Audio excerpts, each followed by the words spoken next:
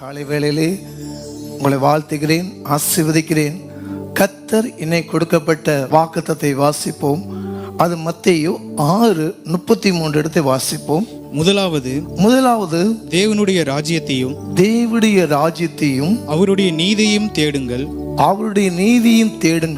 அப்போது இவைகளெல்லாம் உங்களுக்கு கூட கொடுக்கப்படும்.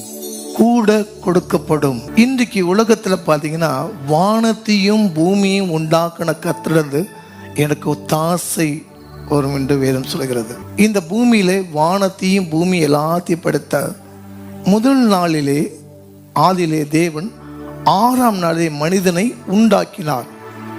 முதல் நாள் வெளிச்சத்தை உண்டாக்கினார். 2ஆம் நாள் வானத்தையும் உண்டாக்கி பூமியும் ஒழுங்குபடுத்தினார். 3ஆவது நாள் சமுத்திரத்தை உண்டாக்கினார்.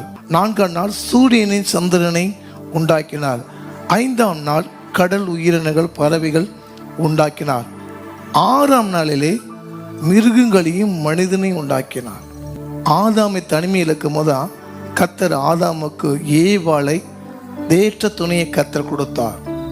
அப்ப அவர் மனுஷனை 6ஆம் நாளிலே உருவாக்கி ஜீவ சுவாசத்திலே அவர் ஊதி அவரை மனுஷனாக ஆக்கினார்.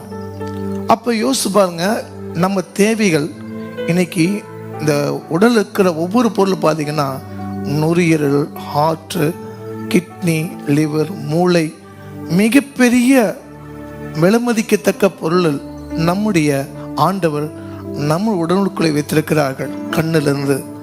ஆனா நீங்க ஆண்டவர்கிட்ட உங்க தேவைகளை கர்த்தரிடத்தில் செய்யுங்க, பூர்த்தி செய்யுங்கள்.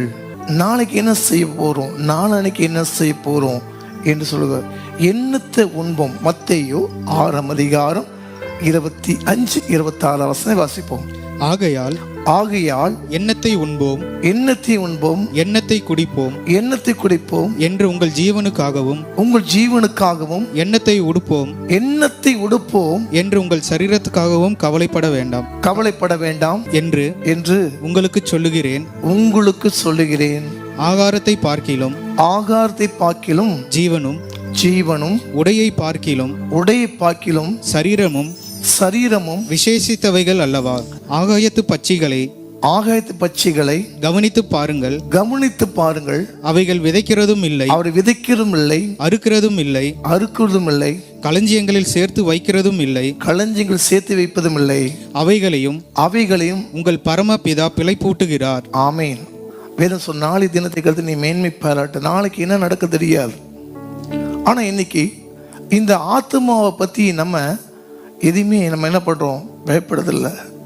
அப்ப என்ன செய்யறோம்னா, இந்த ஆகாரம், உடைகள், உணவுகள் இதுக்கு தான் வேதனைப்படுகிறவளைய இந்த ஆத்மா பத்தி நம்ம என்ன செய்யப்படும், கவலைப்படவே இல்லை. என்ன நடக்கணும் ஆனா சொல்ற, உங்க தேவையை சந்திக்கும்படியாக நீங்க ஆண்டவரை இந்த பூமியில வாழ்றதுக்கு நான் என்ன செய்யணும் என்று ஆண்டவரை கேளுங்க. மத்தேயு 6ஆம் அதிகாரம் 33 வசனங்களை வாசிப்போம். முதலாவது தேவனுடைய ராஜ்யத்தையும் அவருடைய நீதியையும் தேடுங்கள். அப்போது இவைகள் எல்லாம் உங்களுக்கு கூட கொடுக்கப்படும். உன் தேவையை கர்த்தர் அறிந்திருக்கிறார். ஆண்டவர் சொல்லுகிறார், உன் நாவிலே பிரவேதிக்கு முன்பாகவே நான் உன்னை அறிந்திருக்கிறேன். என் பிள்ளைகள் என்ன தேவை என்று அறிந்திருக்கிறார். அப்ப நம்ம யோவான் 14:14 சொல்லுகிறது, என் நாமத்தை எதை கேட்டாலும் அதை நான் தருவேன் என்று சொல்றார். அப்போ உங்க தேவையை யார்கிட்ட கேட்கணும், கர்த்தரிடத்தில் பெற்றுக்கொள்ள வேண்டும். தேவ ராஜ்யம் என்றால் தேவன் ஆளுகை. தேவன் உங்க உள்ளத்திலே ஆளுகை செய்யும் போது மனுஷீகத்துல உலகப்புறமான சத்தத்தை நீங்க என்ன செய்யாதீங்க, ஒப்பு கொடுக்காதீங்க. அவருடைய ராஜ்யத்துக்கு ஒப்பு கொடுங்க. ஆனா நான் என்ன செய்யணும், என்ன பண்ணணும், என்ன தேவை இருக்குது, ஆண்டவரே என்ன இந்த பூமியில் வச்சுக்க சொல்லுங்க. ஆண்டவர்கிட்ட கேளுங்க. தேவ நீதியின்படியாக நம்ம நடக்கணும். சுயத்தின்படியாக நம்ம என்ன செய்யக்கூடாது, சுய புத்தியோடு நம்ம வாழக்கூடாது. சுய சிந்தனையோடு நம்ம என்ன பண்ணுவோம், விழுந்து போகுவோம். கர்த்தருடைய ஆலோசனை நிலைத்திருக்கும். உலக ஆலோசனை என்ன பண்ண விழுந்து போகும். தேவ நீதியை காட்டிலும் இன்னைக்கு தொழில் செய்வாங்க, ஆனால் வியாபாரத்தில் ஒன்றும் இருக்காது. இன்னைக்கு ஒரு வேலைக்கு போவாங்க, லஞ்சம் வாங்குவாங்க. லஞ்சம் வாங்கிட்டு கடைசி என்ன பண்ணுவாங்க, அது அத்தனை பாவமாக கடந்து போகிறது. அப்போ தேவ நீதினா என்ன செய்யணும்னா, பிறருக்கு நீங்கள் என்ன செய்யணும், உதவி செய்யணும். பசியார் உன் ஆகாரத்தை கொடு. 2 ஆடை இருந்தால் 1 ஆடை கொடு. நீ என்ன பண்ணும், அவங்களுக்காக நீ தேவ நீதி செய்யும் போது தான் கர்த்தர் உனக்கு என்ன செய்வாமா, தேவ நீதிபடியாக உங்களை வழி நடத்துவார் நிச்சயமாகவே. அப்போ ஏழைக்கு இறங்குறவன் கர்த்தருக்கு கடன் கொடுக்கிறான். உலக மனுஷன் வேணும், ஆனால் முதல்ல கனப்பட கர்த்தரை நீங்கள் முன்னால் வைங்க. உன் தேவை அனைத்தையும் என்ன செய்வார், சந்திப்பார். கண்களை படி நம்ம செபிப்போம். மத்தேயு 6:33 உன் தேவைகளை சந்திப்பார்.